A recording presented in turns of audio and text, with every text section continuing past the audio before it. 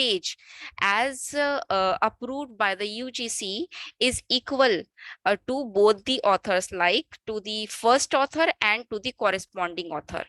So did you know this fact that the weightage of both the authors are same, whether whether your collaborator can be of can be on fourth number, but is he or she is an corresponding author, then she or he will get the equal weightage as of the first author. Understood? So this was the major point which I need to tell you, because we all are dealing in the academic world, and we all are dealing with the publishing the research papers, and we all wanted to be proficient in our own field, right? So we need to perpetuate the good relationship between all our peers. And in that, you need to follow the proper ethics. So ethics towards the profession. So it is important to ensure the responsibility for the development of the profession and to promote excellence amongst fellow professionals. So it is also important that you need to take care of the emotions, you need to take care of the hard work that your fellow professional is pitching into your work. So be mindful and always be ethical towards your collaborators, towards your and towards your profession also. Now, the third point, it is regarding the it is related towards the ethics towards the colleagues. Means the those colleagues which are working in your lab, which are working in your team. So it is very important to strengthen the cooperation among professionals and to increase good relationship with colleagues and other members of the profession. So in that regard, if we are having the good cooperation between our professionals, like if we are doing the research on a particular topic and we want to have the collaboration with some of the other author, then it is very much essential to demarcate, to outline the efforts and the parts of the work, that which part of the work will be done by which of the author. So it is very much important. Like for example, if you are doing the research on the service quality or any of the topic on knowledge sharing aspect, right? So in that regard, it is very much important that who will write the introduction part, who will do the data analysis part, and who will perform the literature review part. Because I do believe that all these parts should be better allocated to each and every author, and this is the best ethical way to do in your research and to do the best out of the good out of the box, right? So to do out of the box in your organization and at in your workplace. So it is very much important to perform each and every task in an ethical way. So it will automatically leads towards the betterment of your organization, right? If you are good with your colleagues, if you are good with your other professionals, if you are good at your own department, and if you are doing all the activities in an ethical way, then you will be at the top of the race.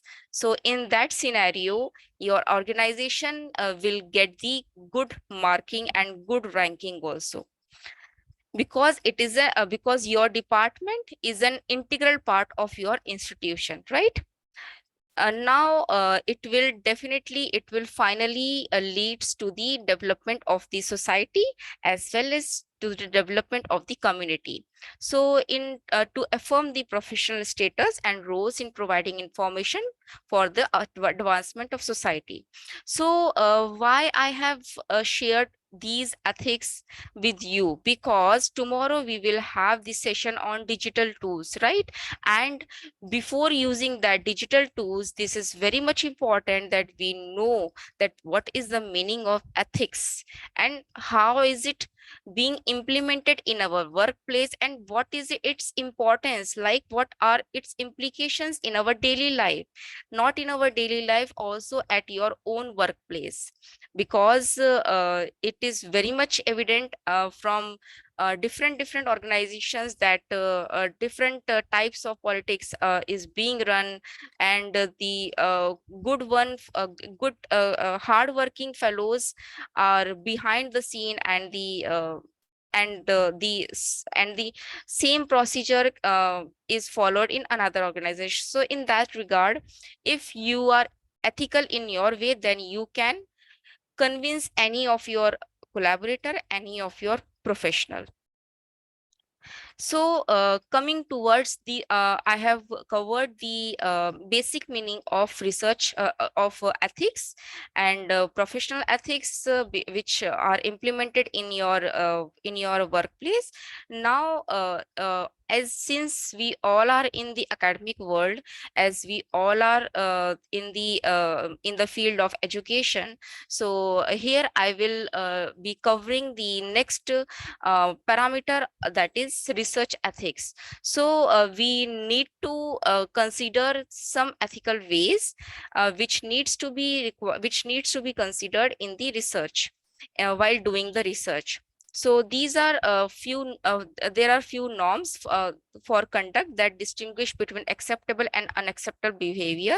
There are few rules for distinguish between right and what is wrong, because I have already covered that while writing a paper, it is very much essential that every author should know their part, that what part he or she needs to do, like data analysis part, or any of the literature review section or conclusion part, data handling or data collection part. So all the sections needs to be proper allocated. So, research ethics also includes a method, a procedure, or a perspective for deciding how to act and for analyzing complex problems and issues. And there are certain standards for behavior that suits their particular aims and goals in disciplines, institutions, and professions. So, these standards also help members of the discipline to coordinate their actions or activities and to establish the public's trust of the discipline. Here again, I'm emphasizing that in your workplace, try to be ethical in your own working domain.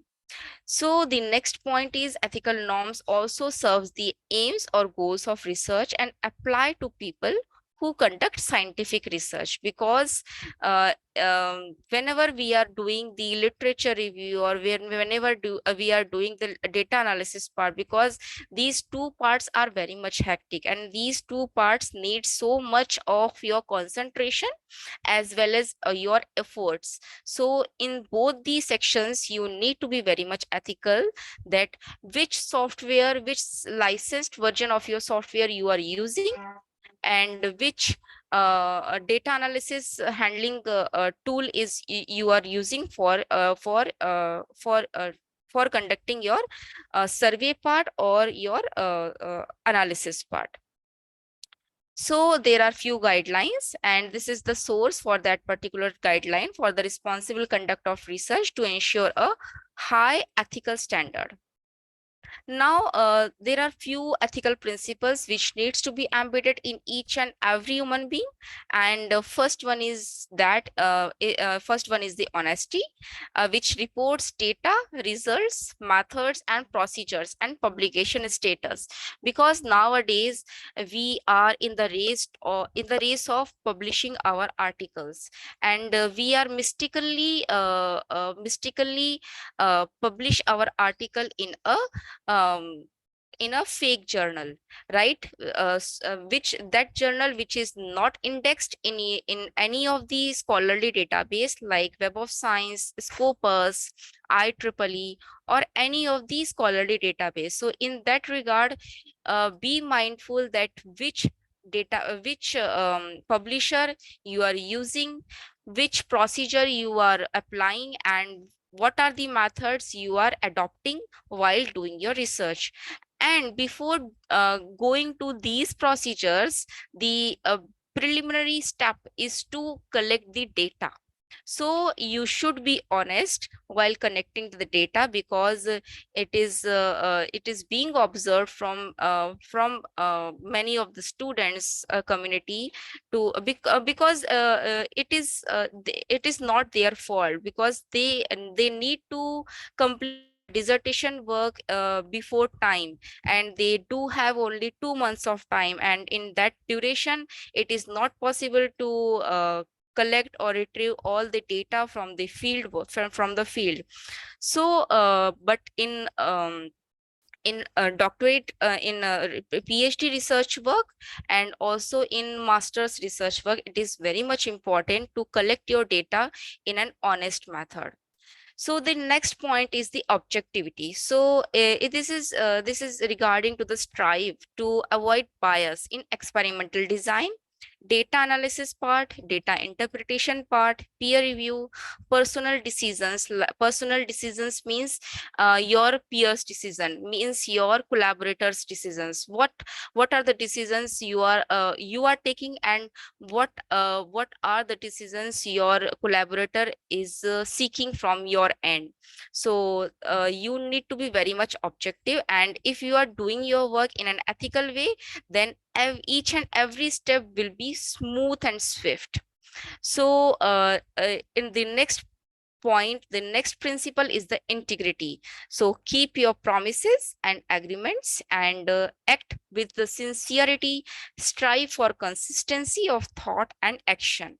So if you are in the is in the starting age while writing your research paper, and you are thinking that you will be the first author and your collaborator will be the second one, and the third one which is doing the data analysis part is the third one. So while doing a particular research paper, there are many phases in which our state of mind goes on changes. So in that scenario, keep your promises and agreements on your respect. So in that regard, it is very much important that be ethical, to keep your authors, to keep your collaborators on the same number which was suggested or which was promised. So the next part is the confidentiality. So in this respect, protect the confidential communications such as paper or grants submitted for publication, personal records, trade or military secrets, or patient records.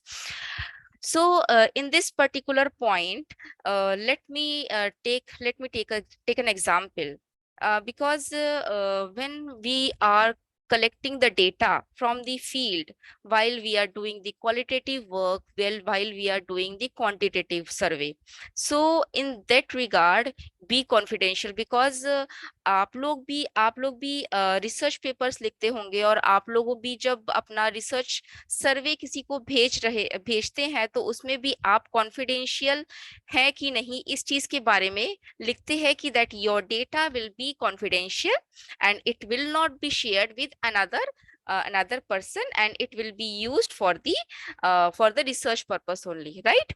So this is the basic point which needs to be handled with every researcher or every educationist or every academician. So the next point is the responsible publication. Again, we are pushing our publications, we are pushing our research papers in a predatory journals, right? So in that respect, publish in order to advance research and scholarship, not to advance just your own career. Avoid wasteful and duplicative publication. Recently, I have seen from my ResearchGate, my own ResearchGate profile, I have done a paper on the knowledge collaboration and research collaboration and knowledge perspective, and the same paper has been copied by another author, and although he has given me the credit, because he has give that citation into his paper, but the complete paper was a duplicate version of the original paper. So try not to be indulged in any of such activity, because these activities are being are under the surveillance of the University Grants Commission and under the surveillance of your own university. So it is very much important to publish in order to advance the research and scholarship, not just to advance your career. Now the next point is try to become a responsible mentor. So help to educate, mentor, and advise the students, promote their welfare, and allow them to make their own decisions. So in this point, I will again would like to mention one example. Like I am the member of one of the renowned association like of that Association of Science and Technology, assist.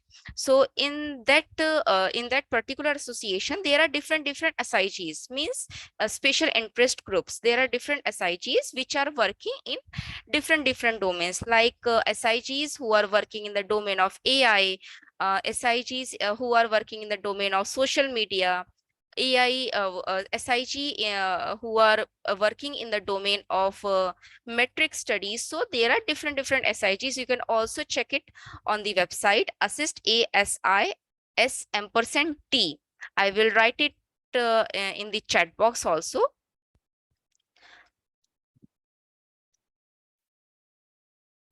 So in this particular organization, there are different SIGs, and in different SIGs, their focus, their objective is to cover the research, is to cover the latest updates in from different domains. So in that particular one of the SIG, in which I am the one of the executive officer of that particular SIG, called as digital libraries, and in that particular SIG there is running a program, or I can say there is running a project called as Hindas project.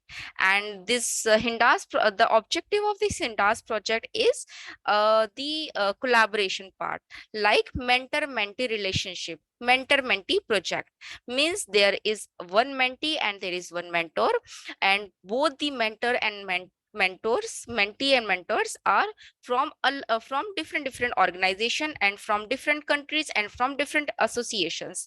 So what is the objective of this particular project, like mentor mentee project? Just to collaborate, just to have the synergy between different mindsets.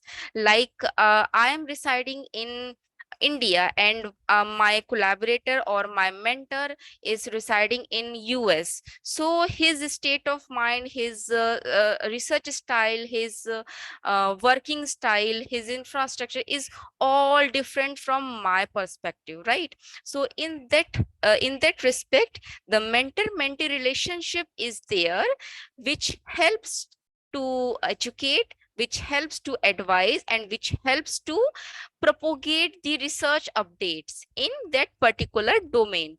So this is one of the a wonderful experience which I have faced. So in that particular association, you can also join that association if you are in any of your domain, like if you are working in the if your area of interest is the information science, or if your area of interest in computer engineering, computer science, or library science, or in social sciences or AI, or in any of the field. So you can also join that particular association, and under that association you can choose at by your own end, by your own end, that which SIG is best suitable to your end. So I have already given the name of that particular association. You can also apply, because for the candidates who belongs to the developing country like India, they can avail the free membership for 2 years, and after that you have to pay that. You have to pay your membership, and that particular membership is about only $25, means approximately 1800 rupees annually. So this is the wonderful platform. You can also join if you are doing the research in environmental sciences, or you are doing the research in in chemistry, in any of the field. You just need to apply. You just need to be a member, and then you can observe that what are the research updates are being evolving throughout throughout the world, not only in your country but also in your in throughout the world. So the next point is the most basic point, that you have to be most respectful with your colleagues and treat them fairly.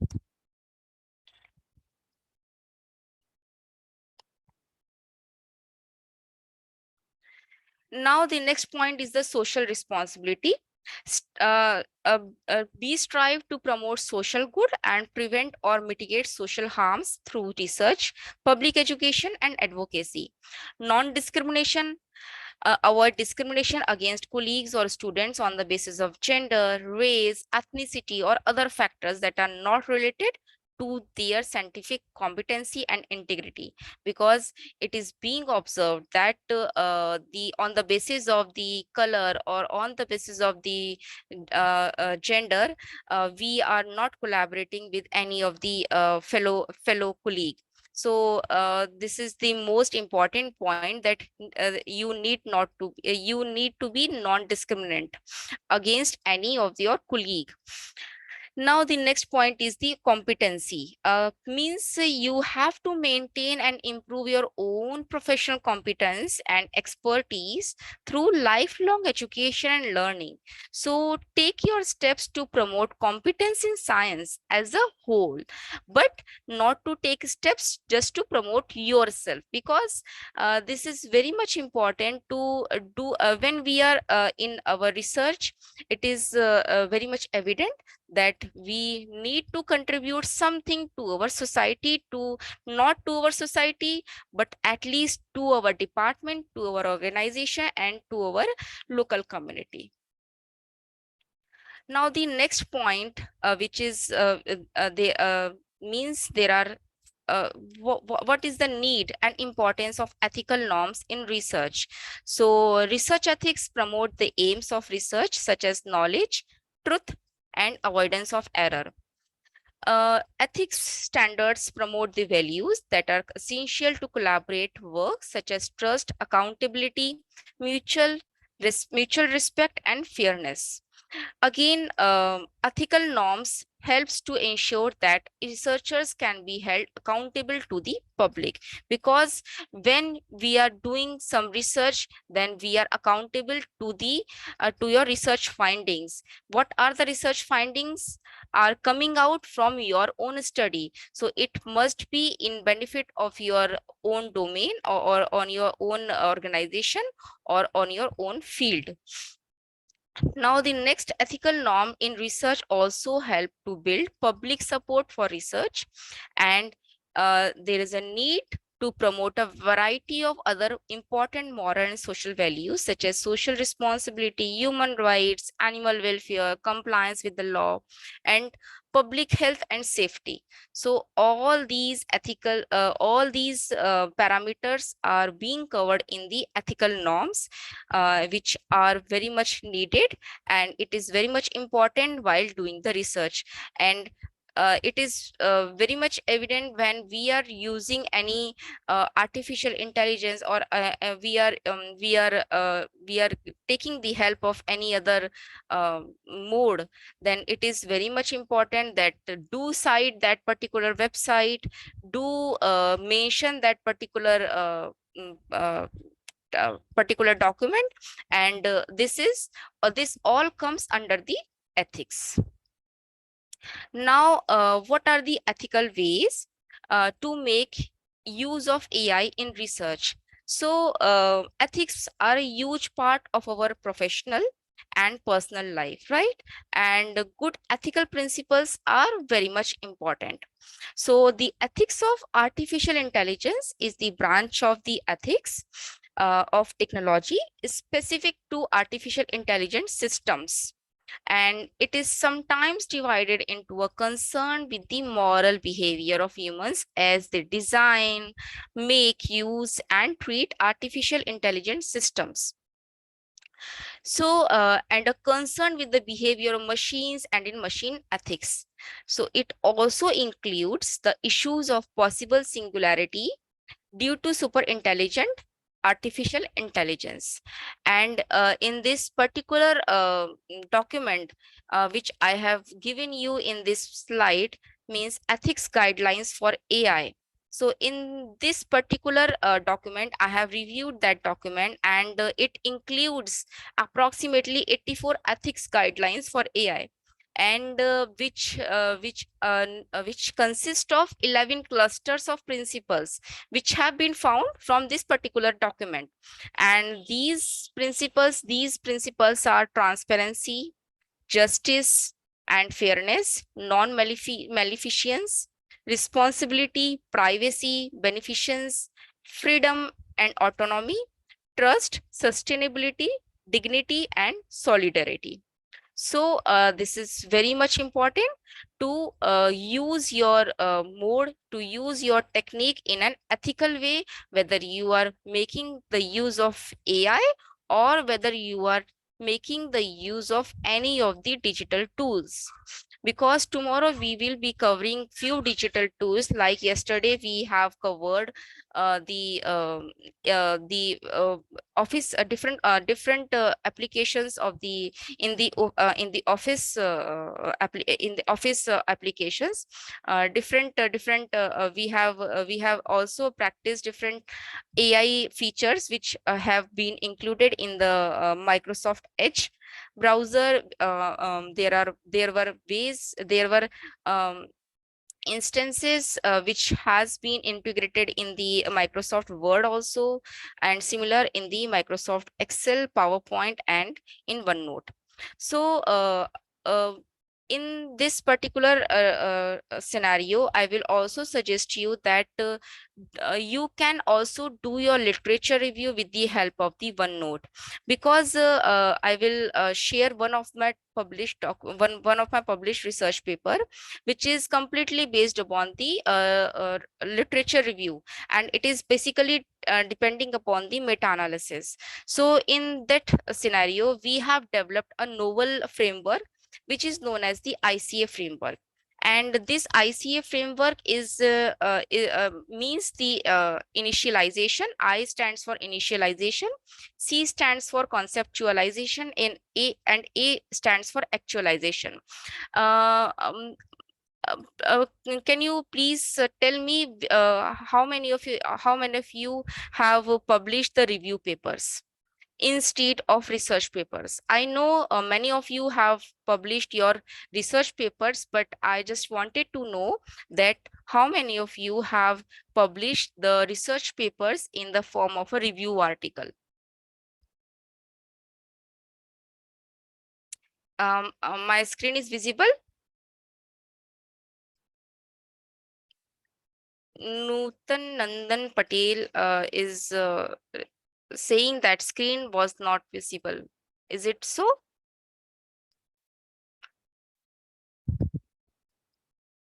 Okay, yes. So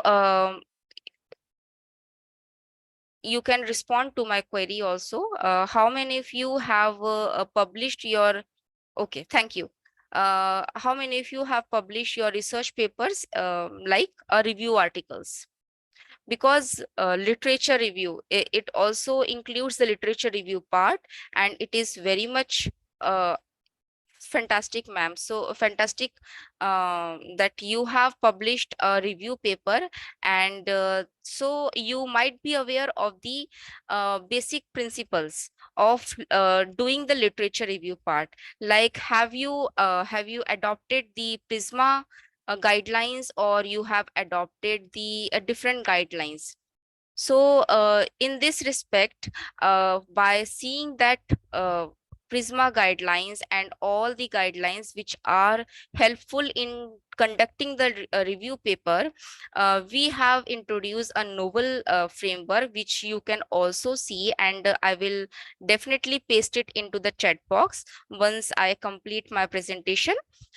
So in that particular article, you can see that we have systematically included the steps. We have systematically uh, introduce all the steps, that how you can retrieve the data from the scholarly database, and then how, on what basis, and on what parameters you are you are required to do the next steps.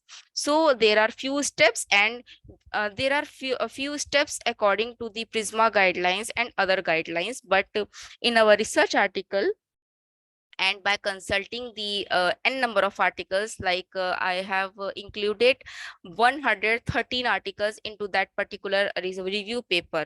Not I can say that I have, but I should say we have included 113 articles, because this is the ethical way, and today I am giving you the lecture on the ethical way. So we the collaborators, we the authors have introduced that particular framework known as ICA framework. And since there are many ways, there are many steps in which you need to, if you need to do the meta-analysis studies, there are 6 to 7 steps. But in our research paper, we have introduced we have introduced our novel approach, that is known as ICA approach. And in that approach, there are only 3 steps. Yes, there are only 3 steps, and these 3 steps are known as initialization, actualization, and then initialization, conceptualization, and then actualization. I will definitely paste that particular research paper in the chat box later, after completing my presentation. So the next part is, how do we use artificial intelligence ethically? So start with education and awareness about AI. So in this respect, communicate clearly with people, whether those people are working in your external network or in your internal network. So communicate clearly with those collaborators, with those peers in which you are supposed to write your own paper. So communicate clearly with people about what AI can do and its challenges. It is possible to use AI for the wrong reasons also. So organizations or even ourselves need to figure out the right purposes for using AI, and how to stay within predefined ethical boundaries.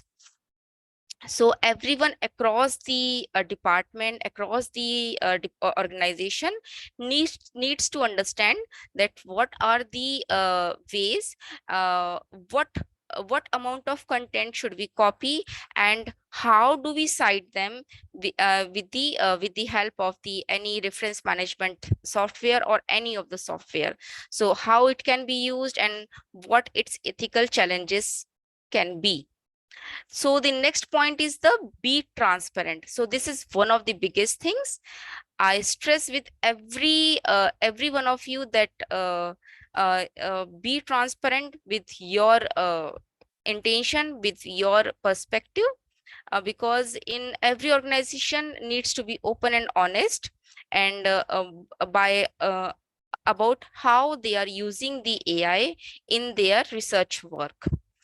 Third point is control for bias. So as much as possible, organization need to make sure the data they are using is not biased. For instance, Google created a huge database, right, of facial images called ImageNet, and their data set included far more white faces than non-white faces, means African faces. So when they trained AIs to use this data, they worked better on white faces than not than non-white ones. Let me share one of the example.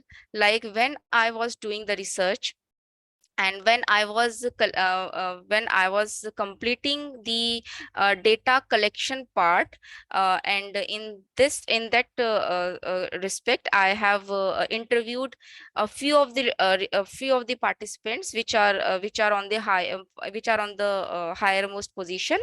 And since the accent of the Indians is not as much perfect as of the foreigners, so in that respect, the particular software which is based on AI is not able to recognize that voice. But on the other hand, it was able to recognize that particular voice which is in native English. So the this is the major issue which I have faced while doing my qualitative research work. So be transparent, and there must be the control for bias.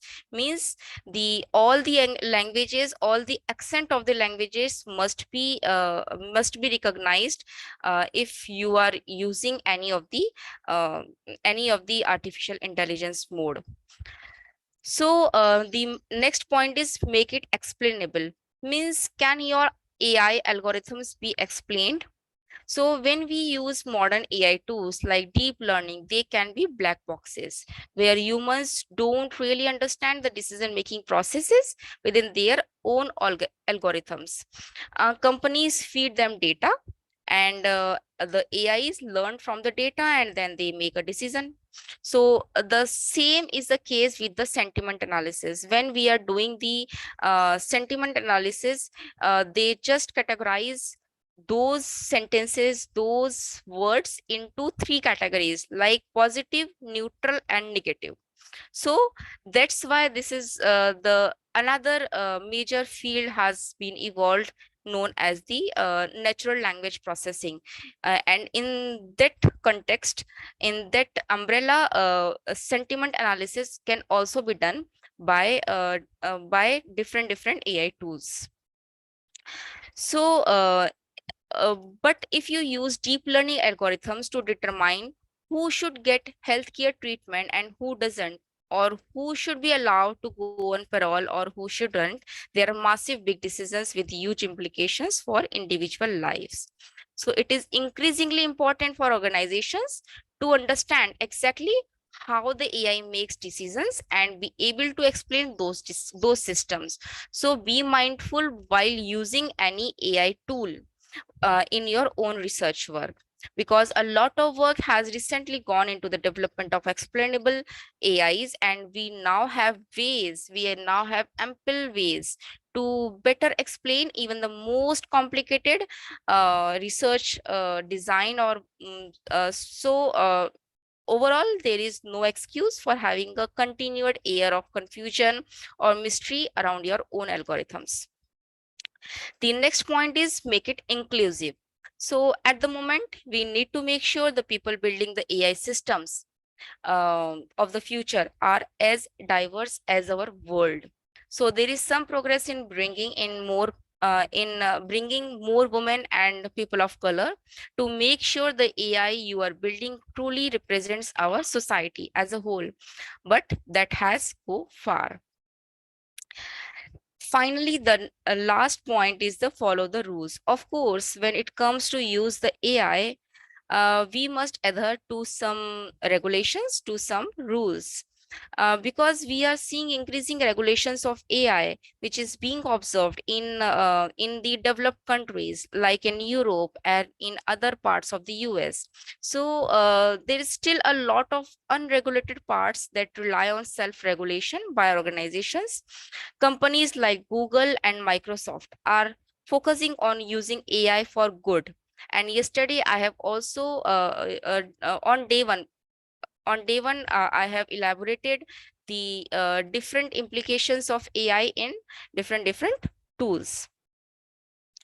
So in this respect, be sure that you are using AI ethically. Let me go to the chat box. Your face is showing full. Kindly set your camera. Okay.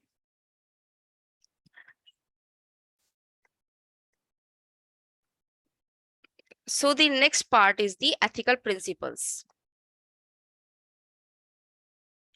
So I have already covered the ways and means that how do we perform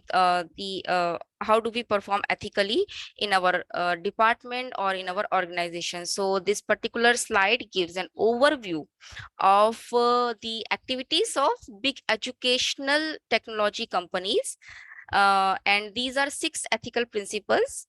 And in that scenario, the first one is the fairness, means treat all people fairly and equally, means you need to be fair in each and every respect. If you're doing any part, if you're doing the if you're doing the and any of the research part, then you have to be fair in your own methods and procedures. Next point is reliability and safety. Nowadays, we are facing the issue of our data protection. So in that respect, try to use the licensed product, try to use the licensed version of the applications, because whenever we are installing the third party applications into our system, because we see that yeah, it's free and we can install it in our system, and it can easily do our task. But see their rules and regulations. Be mindful while choosing that particular software, because during my research, I have used um, approximately 7 to 8 softwares, and those 7 to 8 were the crust. But I have reviewed approximately 20 to 25 softwares and tools, and out of them I have found that few tools were asking your credit card credentials, um, your personal details, or your account details. So in that respect, be mindful while installing any of the tool, because it is not sure that if that particular tool is free, then it will not capture your own data, because there is one another concept which is known as digital footprints. Digital footprints means uh, all the digital activities you are doing on the web, all the footprints are being marked by the system, or by the cloud. So all your activities are under the surveillance, and if you are using any of the software or tool, then it is very much important to see that what type of data it is seeking from us. Like one of the software is asking for your own research paper, like you publish all your research paper, all your research work, and then it will come out with a review part. So try to find out the best tools, and regarding those best tools, I will be covering few tools out of the ample amount of ways. So I will only discuss few tools tomorrow, that what are the few tools which are very much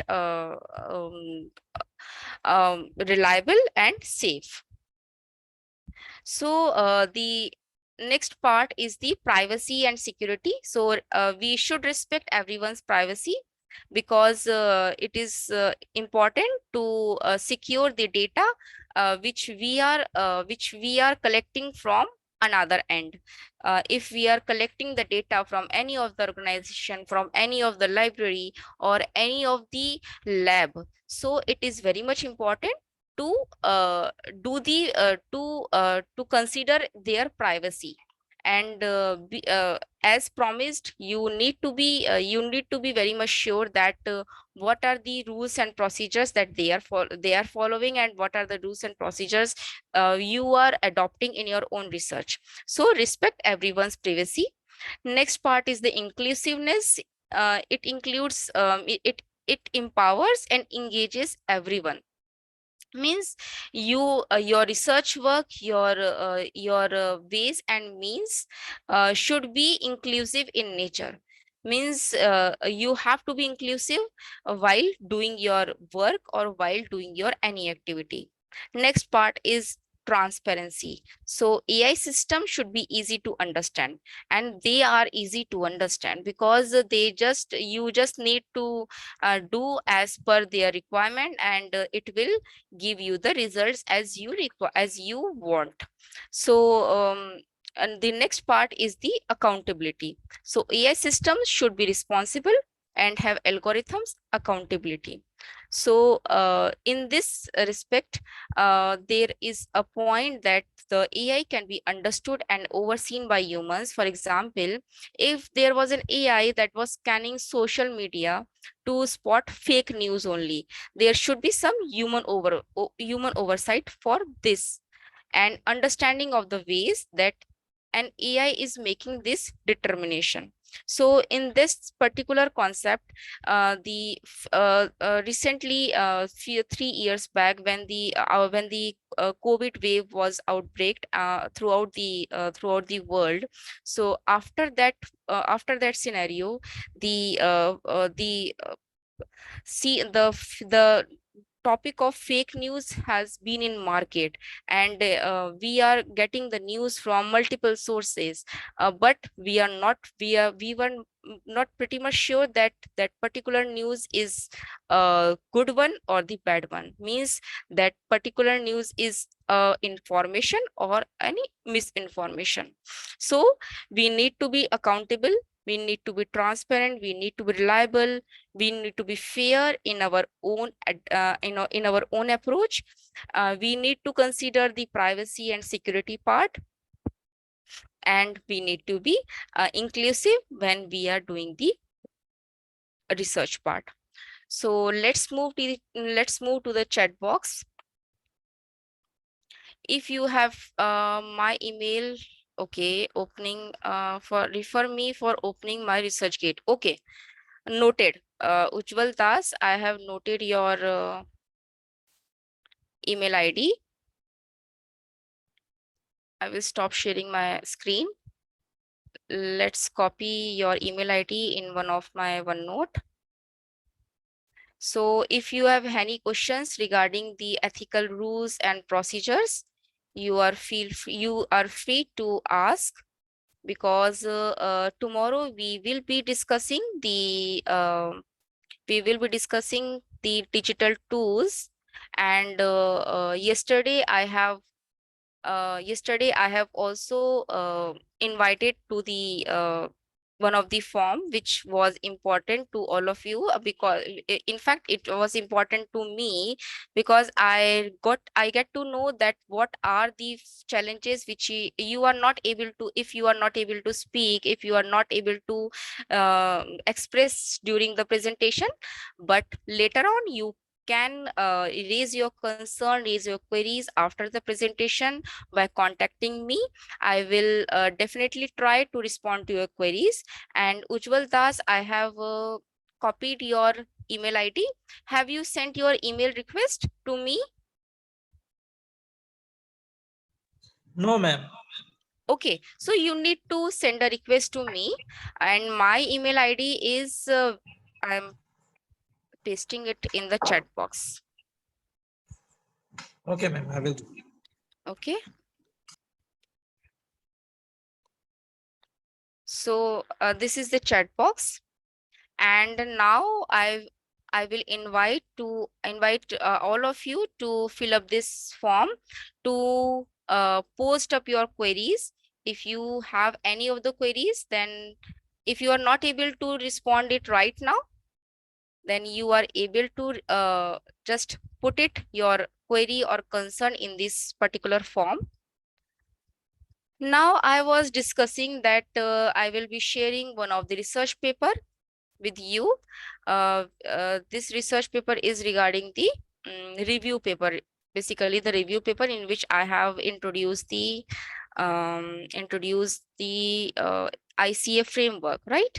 So yeah, so this is the research paper. Control C. Okay, so unveiling the research pattern and trends in library service quality studies and meta-narrative review. You can read this paper, and I will also put a link of this particular file, because it was published in Sage, and it was under the open access. So any one of you can read the entire paper on your own system. Okay, so again, I am pasting the same link to the chat box. Please check it. If this link is working or not from your end. And this is the activity for today's session, that you need to read. If you are willing to publish your review paper, or if you are very much excited to give your research papers, including the review papers, then you are welcome to read this paper. And see, didn't get the link yet, ma'am. I have already pasted it in the chat box.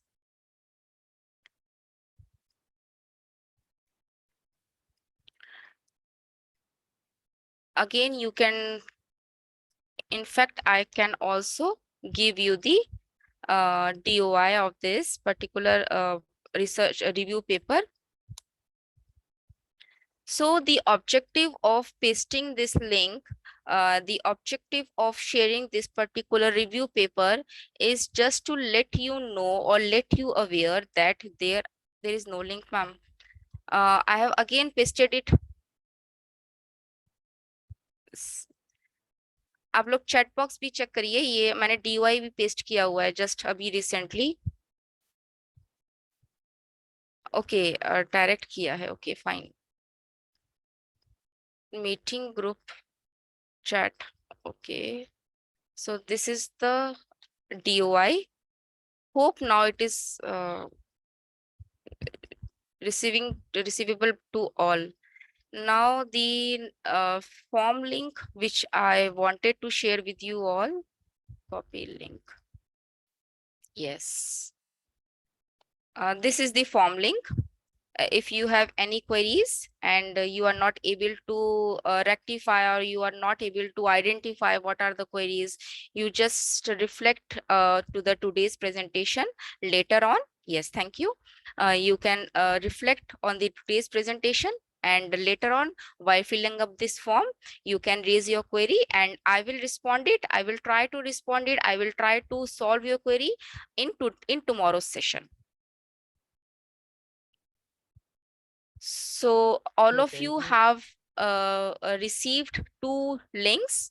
One of the link of the research review paper, and another link of the Microsoft Forms. So both the links have been pasted in the chat box, and you can raise your concerns, you can raise your queries in the chat, in that particular form. Yes, Okay, sir. thank you, ma'am. Thank you so much. If there is any questions from side of the participants, so I think we should end it. There is any question? Even I have given you this liberty that you can also use, you can also respond to this particular form, and you can even uh, check it out, what are your queries, and do respond it in that particular form. So I again thanks to all of you in the third day of this workshop. It was really pleasant to interact with you all, to give the hands-on to you, because yesterday I gave you the hands-on, but on the first day and on the third day, it was the it was the blend of the theoretical as well as practical implications. So I again thanks to all of you, and I would like to end the session today. Okay, thank you very much, ma'am, for this wonderful sessions, and you give us the lot of the knowledge regarding ethics for artificial intelligence. So thank you very much, everyone, for see you tomorrow, a new topic. Okay, ma'am. Thank you. Thank you. Thank you, Thank you, everyone. sir. Thank you, Thank you, everyone. everyone, for see you tomorrow. Okay.